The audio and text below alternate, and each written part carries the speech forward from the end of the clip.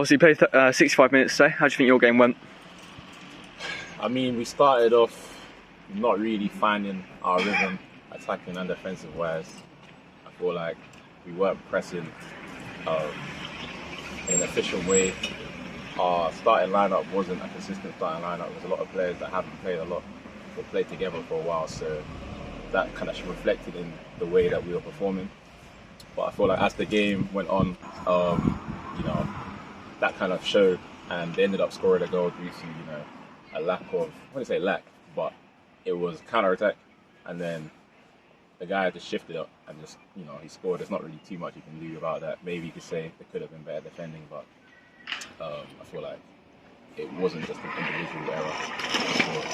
And then the second half, we changed up the formation to 4-4-2, and we started to see more joy in their final third, had a few chances, and that's when we could really put it on us as attackers that we should have, done better to create our chances and actually put them away.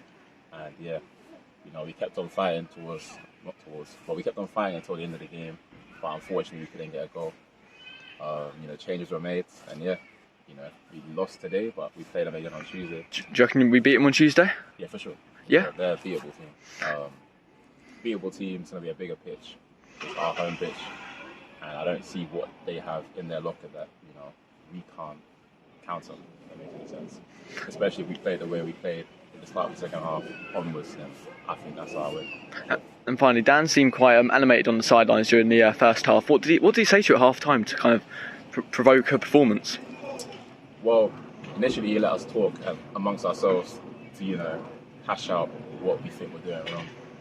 And then he just kind of told us, he did a formational change from, I believe we were playing 4-5-1 at the start to 4-4-2.